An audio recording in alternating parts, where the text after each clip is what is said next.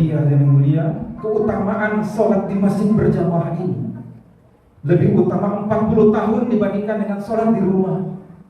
Jadi kalau bapak-bapak sholat di rumah, sholat wajib di rumah nih, dibandingkan dengan orang-orang yang sholat wajib di masjid, itu keutamaannya yang di masjid 40 tahun lebih utama daripada yang di rumah. Jadi kalau yang di rumah itu yang sholat di rumah mengajar keutamaan yang di masjid harus sholat 40 tahun sebagaimana sholat orang-orang ini.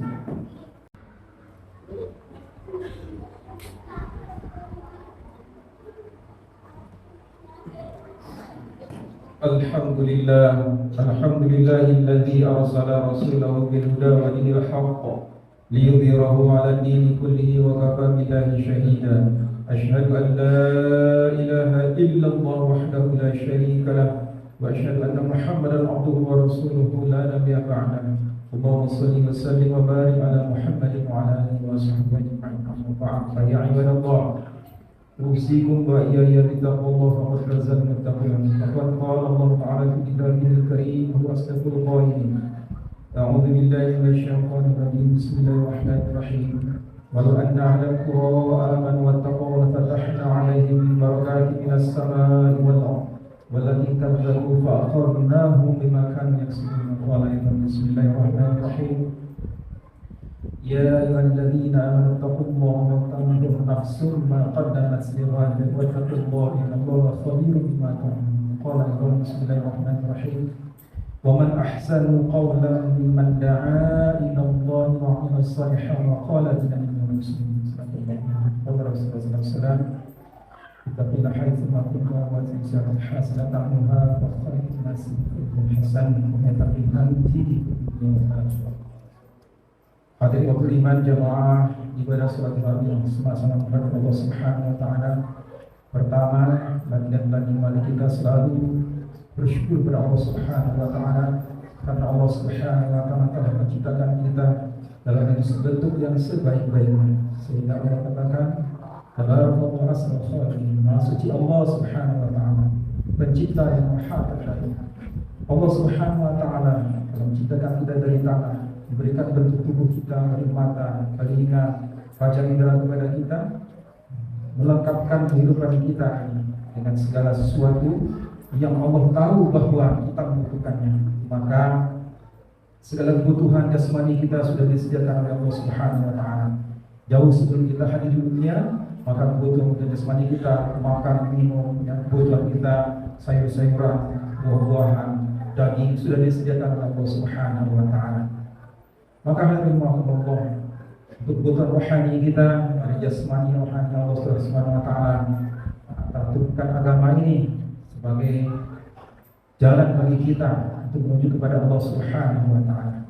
Maka lengkaplah kehidupan kita ini, jasmani dan rohani kita telah dipenuhi oleh Allah Subhanahu wa taala. Agar manusia ini bahagia dan akhirat, Allah berikan agama, Allah berikan Al-Quran, Allah turunkan para nabi dan rasul, supaya ada yang bisa menjadi contoh bagaimana cara menyembah kepada Allah Subhanahu wa taala, bagaimana cara bermakrifat mengenal kepada Allah Subhanahu wa taala. Sungguh hadirin mulia, kita harus bersyukur menjadi orang-orang yang diberikan Allah Subhanahu wa taala hidayah taufik dan itu bisa beriman, ya, bisa punya iman. Karena dengan iman inilah harta yang paling mahal yang kita miliki.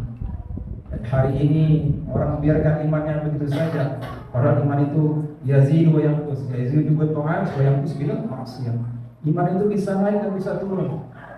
Dia naiknya karena ketaatan kita kepada Allah Subhanahu wa taala. Bagaimana kita taat kepada Allah dan taat kepada Rasul. Hidup agama dalam diri kita. Maka orang-orang yang hidup agama dalam dirinya dia pasti akan bahagia. Ini dijamin oleh Allah Subhanahu wa taala. Tapi hadirin mulia, sebaliknya orang-orang yang banyak bermaksiat kepada Allah dan Rasulnya, maka hidupnya pasti akan susah. Iman akan turun. Karena iman itu bisa seperti warna pada baju. Lama-lama dia bisa rusak kalau kita tidak perbaiki. Lama-lama dia akan turun dan bisa hilang bahkan. Maka ada Allah diwasiatkan setiap Jumat oleh para khatib, para imam, para mubalik untuk selalu bagaimana orang-orang beriman ini untuk bertakwa kepada Allah Subhanahu wa taala.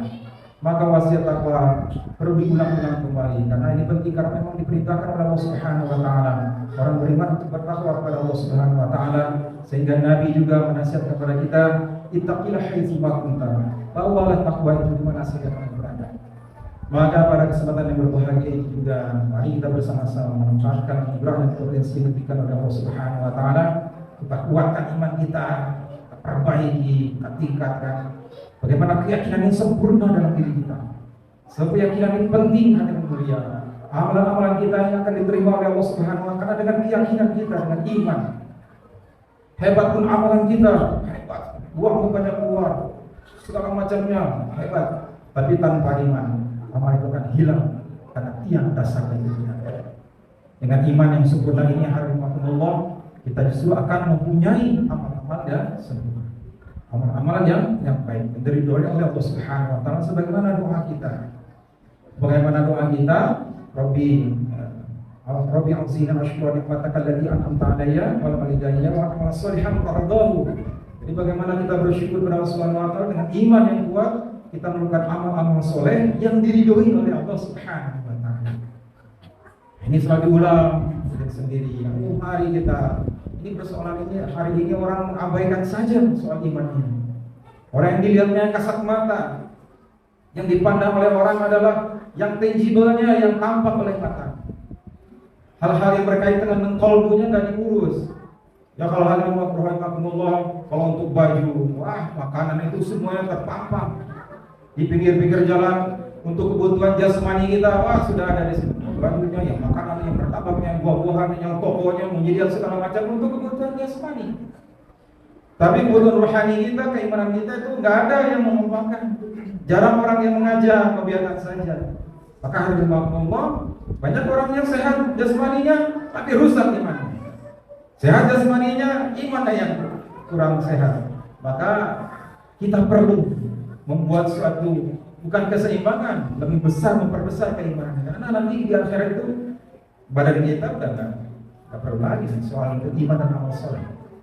Maka ketakwaan itu berarti kita memperkuat iman kita, melaksanakan perintah-perintah, menjauhi larangan, mengikuti sunnah Nabi. Tadi sudah disampaikan karena kita salat berjamaah di awal waktu di mana asal dikemanakan. Itu penting aja.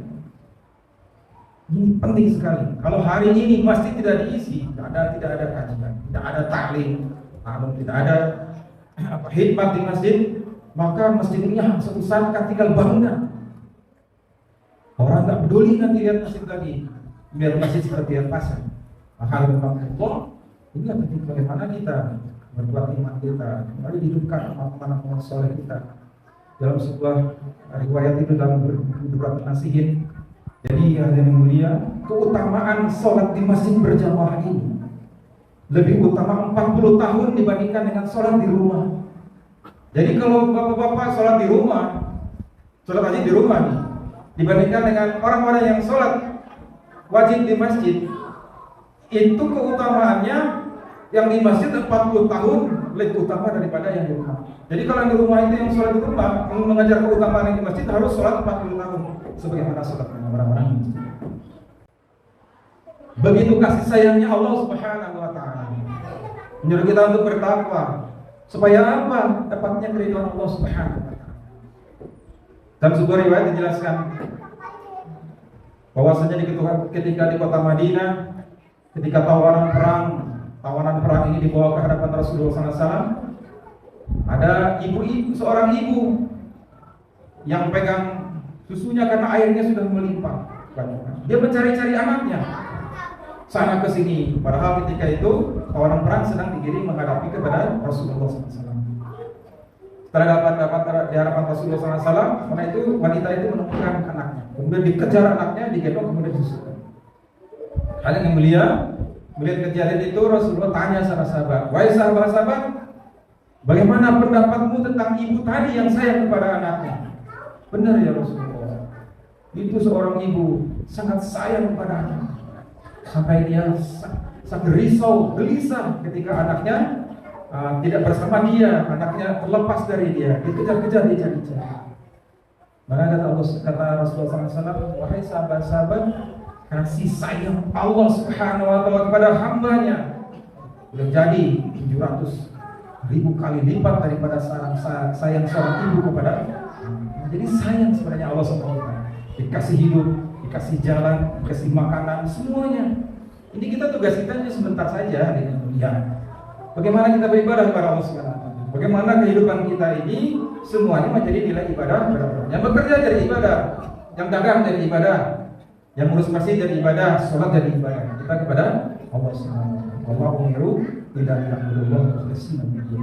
Ini yang pentingnya hari ini tentang iman kembali, ketakwaan kita kembali. Ketakwaan itu kan sebenarnya soal rasa dilihat oleh Allah Subhanahu wa taala, rasa kurang diri kita dalam beribadah, rasa kita sebagai hambanya Allah Subhanahu wa taala. Ini yang kurang ini. Kita sekarang nggak merasa jadi hamba, tidak menghambakan diri kepada Allah, dulu menghambakan dirinya pada pekerjaannya, kepada hobinya, kepada kesenangannya. Ini mungkin apa? Ketika panggilan Allah datang, hobinya lebih diutamakan daripada panggilan Allah Subhanahu wa taala. Ini berarti kita sudah mengesampingkan kehendak Allah kepada kita dan mendahulukan kehendak hawa nafsu kita. Maka bagaimana kita itu memahami, bagaimana kita akan tenang hidup kita kalau hidup kita ini tidak ikut kepada ketaatan kita kepada Allah dan kepada Rasulnya. Maka Allah ingin disampaikan agar kita bisa selamat, sebagaimana ingin diselamatkan kita dunia dan akhirat. Kita ingin kembali lihat sejarah sebentar saja bagaimana iblis ini bisa dikeluarkan dari surga Allah Subhanahu wa taala. Jadi iblisnya salah pikir dan salah persepsi terhadap perintah Allah. Yang pertama, menganggap perintah Allah itu salah. Ketika Allah Subhanahu wa taala menyuruh malaikat sujud kepada Adam kecuali iblis. Dia menganggap perintah ini salah. Kenapa perintah ini dianggap salah? Karena iblis menganggap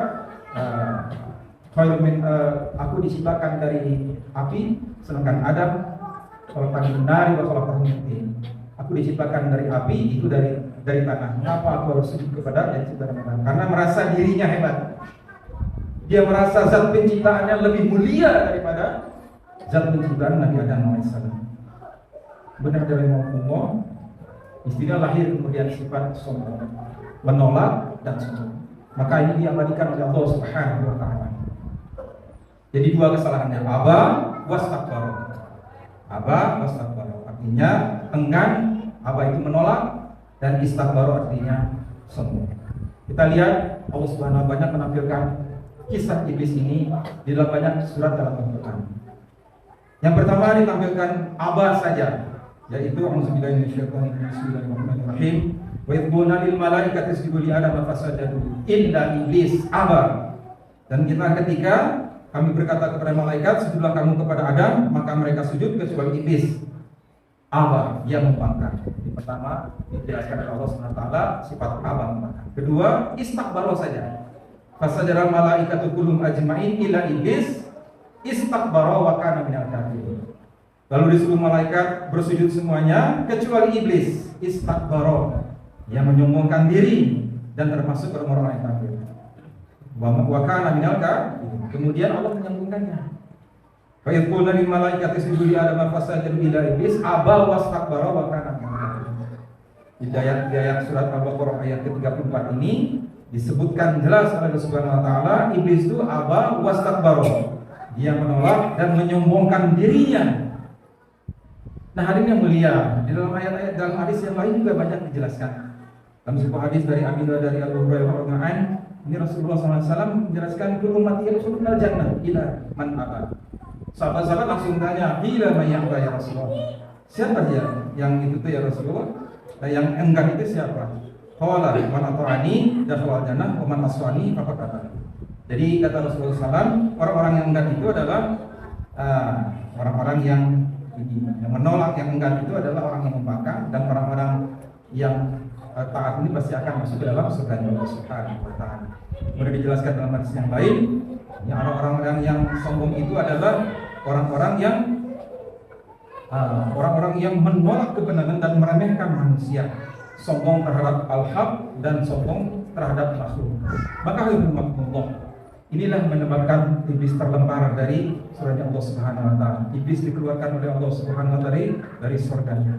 Oleh sebab itu Allah, kita harus menjaga bagaimana jangan sombong terhadap al-haq ini, terhadap kebenaran yang disampaikan oleh Allah dan Rasulnya. Kita taat sami'na wa ta'na, sebagaimana sahabat itu ketaatannya sangat luar biasa.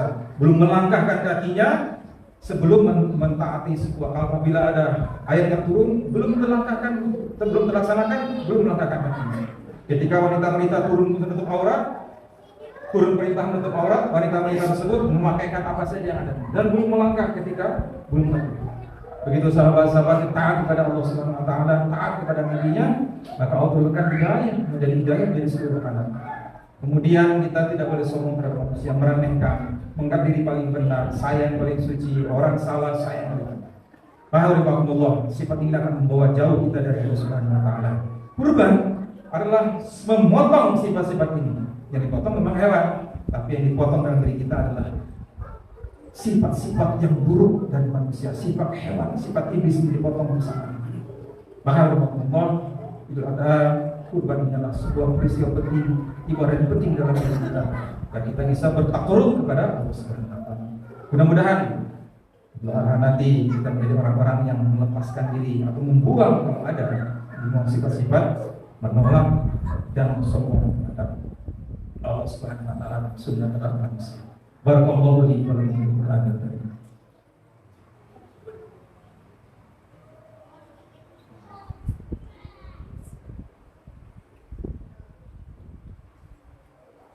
Alhamdulillahirabbil alamin wa bihi nasta'inu ala umuri dunya wad din wassalatu wassalamu ala asyrafil anbiya'i wal mursalin wa ala alihi wa sahbihi ajma'in. Asyhadu an la ilaha illallah wa la ilaha illallah wa asyhadu anna Muhammadan abduhu wa rasuluh. Ayyuhalladzina usikum wa iyyakum taqwallaha. Kami hormati Allah Subhanahu wa taala.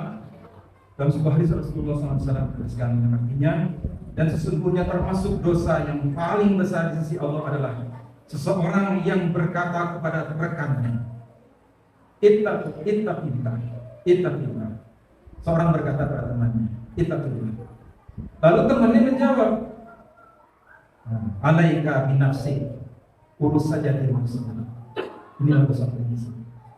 Temannya menyuruh takwa sama Allah, dia jawab, urus saja dirimu. Nah, memang banyak jika diajar bahwa ayo urus saja dirimu sendiri, kamu juga benar. Nah, ini perkataan ini sungguh berbahaya buat kehidupan rohani iman kita, amal kita, agama kita. Oleh sebab itu, hari Allah, mari kita berdoa kepada Allah Subhanahu wa taala. Semoga Allah selalu berikan rahmat karunia-Nya kepada kita, taufik dan hidayahnya, kasih sayang Allah Subhanahu wa taala, untuk memberikan tunjukkan kepada kita, mungkin kita sebagai arahkan kita kepada kebaikan, agar kita untuk amal iman, meningkatkan iman dan amal soleh kita, menyampaikan kebaikan kepada orang lain meskipun hanya satu ayat. A'udzubillahi minasyaitonir rajim. Bismillahirrahmanirrahim. Allahumma malaikatahu yusholluna 'alan nabi, ya ayyuhalladzina amanu shallu 'alaihi wa sallimu taslima. Allahumma shalli 'ala sayyidina Muhammad wa 'ala ali Muhammad. Alhamdulillah na'amka fi mazida ya rabbana alhamdulillah min yawmi jalal wa takallama min sultani. Ya Allah ya Rahman ya Rahim ya Rahman ya Rahim ya Man ya Qayyum ya Hayy ya Qayyum ya Rasul nasir ya qawlan hadakum man qawlan ya la ilaha illa anta subhanaka inni kuntu minadh dhalimin. La ilaha illa anta la ilaha illa anta ya ahli astaghfir. Rabbana zalamna anfusana wa lam taghfir lana wa tarhamna lanakunanna minal khasirin. Allahumma ighfir lil mu'minina wal mu'minat muslimin wal muslimat bi rahmatika ya arhamar rahimin. Allahumma ighfir lana dhunubana wa li walidayna warhamhuma kama rabbayana shighara.